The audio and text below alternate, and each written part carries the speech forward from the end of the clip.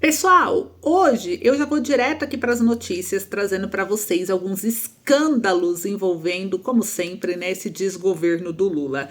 E nós temos aqui reviravolta, temos um novo esquema de corrupção que explode com o Lula envolvido, a Janja sendo desmascarada e muito mais. Então fica comigo só até o finalzinho desse vídeo para você entender todos os últimos acontecimentos. Se você gosta desse tipo de análise, se você quer cada vez estar mais informado de análises que fogem do controle da grande mídia, né, ou do governo, você quer uma análise independente, se inscreve no canal, deixa o joinha para nos ajudar e compartilha esse vídeo. Eu sou Ana Paula e é um prazer ter você com a gente. Bora lá? Começa aqui, olha só, saiu aqui no jornal Tribuna do Norte sobre o colunista, trouxe uma matéria interessante. Janja esbanja, é o título da matéria.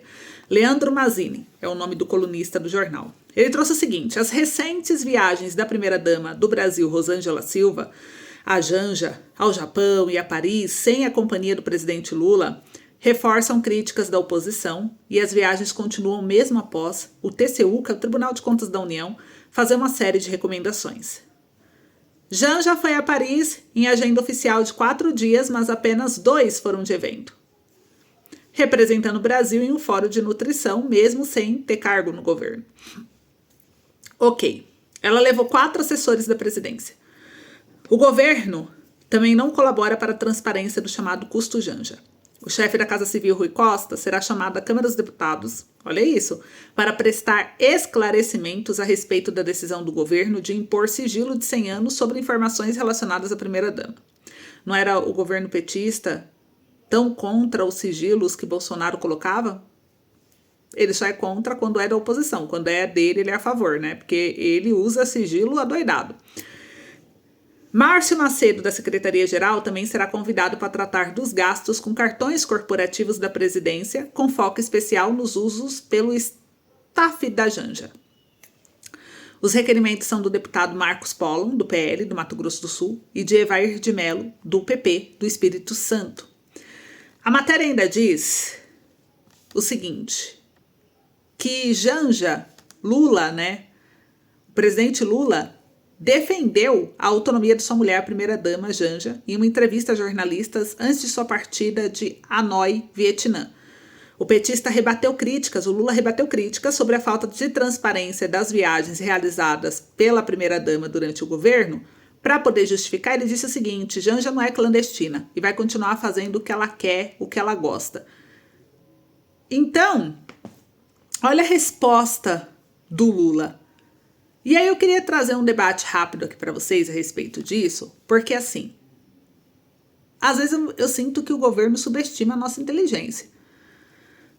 Porque não se trata da liberdade de Janja. Janja faz de fato o que ela quiser. Estamos falando da total falta de transparência e no desrespeito com o dinheiro público. O erro não está em Janja ter liberdade, gente. Janja faz o que quiser, isso ninguém questiona. Mas sim, a falta de transparência é questionada por quê? Porque o que ela está fazendo, que é o que ela quer, do jeito que ela quer, né, é com o dinheiro público. E o dinheiro público, o governo deve prestar contas, prestação de contas com maturidade. Então o Lula errou também ao usar o argumento de que Janja não nasceu para ser dona de casa. Em uma outra entrevista. Como se ser dona de casa fosse uma condição inferior. Então, a gente percebe o seguinte, né? Que o governo Lula, isso mostra de forma clara como ele lida com perguntas fora do roteiro na qual ele tem. E isso, fora do roteiro, revela o quê? Despreparo. Respostas vagas, contraditórias, mal estruturadas, que só enfraquecem a imagem do governo e comprometem a confiança da população. E aí, em contrapartida, além desse problema aqui, né, da Janja, dos gastos e do governo Lula que não sabe lidar com críticas, a gente vê, por outro lado, o STF. Olha só, mais uma decisão polêmica do STF, saiu na CNN Brasil. STF rejeita recurso do Bolsonaro contra a condenação por propaganda irregular. Aqui mostra que a primeira turma do STF formou maioria para rejeitar um recurso de defesa do Bolsonaro contra a condenação por propaganda eleitoral irregular nas eleições de 2022. E o ministro Cristiano Zanin se declarou impedido, porque Zanin não julga casos que envolvem eleição presidencial de 2022, porque na época ele atuava como advogado do Lula. E ele tinha como principal concorrente nas urnas justamente Bolsonaro, né? Então, pelo menos, esse semancol aí o STF teve, pelo menos, porque eles não estão ligando muito para essa questão de lei, não. Mesmo sem o voto de Fux, a decisão sobre rejeitar o recurso já foi tomada, já que a maioria dos ministros da turma concordaram com o entendimento do Dino, e caso Fux peça vista, mais tempo para analisar o caso, o julgamento será suspenso. Então, em 2023, o TSE aplicou uma multa de R$40 mil ao ex-presidente Jair Bolsonaro e à coligação pelo bem do Brasil por impulsionar propaganda negativa contra o Lula, seu concorrente das eleições de 2022. E a defesa do Bolsonaro chegou a apresentar recursos no TSE, ao STF, mas os pedidos foram negados. A defesa afirma que a decisão tolhe a liberdade de expressão, porque decota-se da democracia aspecto que lhe é caro, o livre debate de ideias na esfera pública. Porém, o Dino ressaltou que o TSE entendeu que os envolvidos veicularam propaganda eleitoral a princípio regular, mas que direcionava os usuários a um site que estampava a publicidade em desfavor de Lula de forma ostensiva, violando a lei das eleições. Então, a gente viu que o STF decidiu aí mais uma decisão polêmica, né, claro, contra o Bolsonaro, para poder aí realmente tirar o Bolsonaro da jogada, né? Então, ao rejeitar o recurso do Bolsonaro contra essas denúncias de propaganda eleitoral irregular, isso levantou uma série de questionamentos sérios sobre a imparcialidade de fato do STF e os verdadeiros interesses da mais alta corte do país. É evidente que todos, inclusive ex-presidentes, devem sim ser responsabilizados por atos ilegais, isso não é o questionamento. No entanto, o que tem sido observado é a atuação cada vez mais política do STF. Como ele trata de forma seletiva, né, os alvos de figuras e correntes ideológicas específicas. Então, quando se trata de Bolsonaro ou seus aliados, o rigor jurídico é muito intenso. Já quando se trata de algumas figuras aliadas ao governo atual, a complacência é visivelmente maior. Um exemplo, o Janones, que foi aí, né, ia ser investigado no caso da rachadinha, mas aí, para não ser investigado, né, num crime, numa questão penal, fez um acordo para devolver dinheiro para a Câmara dos Deputados. Ué, que loucura, né? Então, isso mostra uma preocupação. O que o STF busca ao manter esse tipo de decisão sem espaço para revisões? Justiça? Manutenção de um projeto político específico? São questionamentos. É dever do judiciário atuar com isenção. Respeitar o princípio da ampla defesa, do contraditório, né? No entanto, o comportamento do STF alimenta uma sensação crescente de que há dois pesos e duas medidas no sistema. E, além disso, a falta de transparência em muitas decisões e a ausência de autocrítica por parte dos ministros também fazem com que o STF se afaste do papel de guardião da Constituição para se tornar um protagonista político. Algo que jamais deveria acontecer numa república.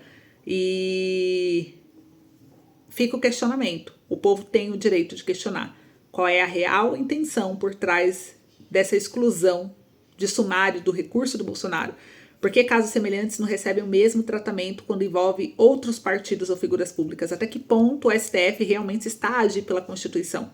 São questionamentos que devemos fazer e investigar, né, gente? E aqui, talvez tenhamos já a resposta. Olha só o que a UOL divulgou, gente. Vou mostrar para vocês. Em qualquer democracia madura, a soberania popular deveria estar acima das disputas judiciais invasivas, das manobras políticas institucionais.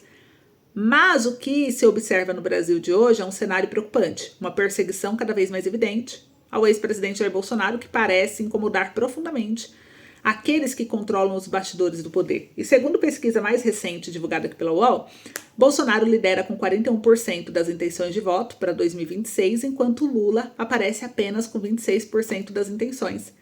Esse dado, gente, por si só, deveria já ser um alerta. Já é um alerta, né? Já preocupa o governo, já desespera a esquerda. não sobre Bolsonaro, mas sobre a insatisfação crescente da população com o projeto político vigente. E ao invés de refletir sobre seus próprios erros, o Lula e o sistema que o cerca parece garantir a eliminação do adversário da corrida, não das urnas, mas dos tribunais. Então a inelegibilidade de Bolsonaro, somada a uma série de decisões duvidosas do STF, do TSE, levanta suspeitas legítimas sobre a verdadeira motivação por trás dessas ações. É justiça? Ou será que é medo? Então, o povo, pela pesquisa, iria votar em Bolsonaro novamente, em números expressivos. Impedir a sua candidatura não é uma vitória institucional, mas sim um fracasso democrático. É o que muitos estão alegando. E a justiça tem o dever de ser cega, mas no Brasil parece que ela enxerga muito bem, mas para um lado só. Vocês também têm esse sentimento ou não? E aqui a gente vê, né, que se o governo Lula, que diz que é democrático, deveria confiar no povo e no voto, por que ele recorre só a manobras jurídicas para impedir que seu principal adversário sequer participe da disputa? Por que esse medo todo? Porque, no fim das contas, quem teme o voto, teme a verdade. E para encerrar, olha só, corrupção escancarada. O Lula, o governo do Lula, repetindo os mesmos erros. O Brasil já viu esse filme antes. Saiu aqui uma matéria na revista Veja, mostrando que o prefeito acusado de falcatruas teve apoio de Lula e da elite política na Bahia. Nixon Duarte já contabiliza 24 denúncias do Ministério Público de desvio de diesel ao uso de laranjas em empresas fantasmas. Então, o prefeito de Açu, Bahia, Nixon Duarte Muniz Ferreira, do PSD, é um fenômeno. Em junho do ano passado, durante pré-campanha, Nixon foi denunciado por criar uma empresa em nome de um laranja para desviar dinheiro da prefeitura. Ainda assim, ele foi reeleito em 2024 com 52% dos votos. E mais um caso pitoresco, descoberto recentemente, o prefeito foi acusado de usar uma sucata de caminhão para sangrar os cofres do município. As acusações foram documentadas pelo Ministério Público do Estado. O prefeito, que se diz perseguido pela oposição, afirma que existem 24 denúncias contra ele, mas garante que vai se livrar de todas. Posso te assegurar que nenhuma delas vai prosperar. Ressalto, olha a confiança do cara, hein? E ele tem aliados políticos importantes. O chefe da Casa Civil do governo de Lula, Rui Costa, é um deles. No ano passado, o ministro gravou um vídeo que foi amplamente utilizado na campanha de Dixon. O prefeito tem aliados importantes do governo federal e no Congresso. Ele ganhou outros apoios importantes durante a campanha. O senador Jacques Wagner também gravou vídeo pedindo votos para a reeleição dele. O governador Jerônimo Rodrigues foi a Iaçu para registrar seu apoio. O mesmo foi feito pelo senador Otto Alencar. O prefeito percebe que é da base aliada do governo Lula. E marcados por escândalos, né? A gente vê que o Lula pode ter sido descondenado, mas nunca foi inocente aos olhos atentos da população, atentos, de quem realmente está atento à verdade, né? E esse histórico do partido está profundamente marcado por escândalos, Mensalão, Petrolão, Lava Jato e tantos outros episódios que envergonharam o nosso país. E agora, mais uma vez, o nome de Lula parece comprometido, do governo, né, do Lula, ao apoio a figuras envolvidas com falcatruas. Como se isso fosse algo normal, aceitável ou até mesmo esperado, e a gente não vê estampado nas manchetes de jornais essa matéria, não. Então eu quero saber aí de vocês, gente. Tem aqui também o prefeito Nevinha, acusado de integrar um esquema que teria desviado mais de 100 milhões de reais em recursos públicos. Contou com apoio político com a base aliada de Lula, da elite petista da Bahia. Isso diz muito. Mostra que, apesar dos discursos inflamados de ética e justiça social, o atual governo continua a apoiar personagens que representam exatamente o oposto da moralidade pública. Então, gente, precisamos acordar. O povo precisa abrir os olhos. Os escândalos não acabaram, apenas estão um pouco mais sutis, um apoio talvez mais da grande mídia, institucionalizados e, pior, legitimados por uma justiça que parece ter escolhido um lado. Eu quero saber a opinião de vocês sobre tudo isso. Esse foi o vídeo de hoje. Um beijo, se cuidem e até o próximo boletim.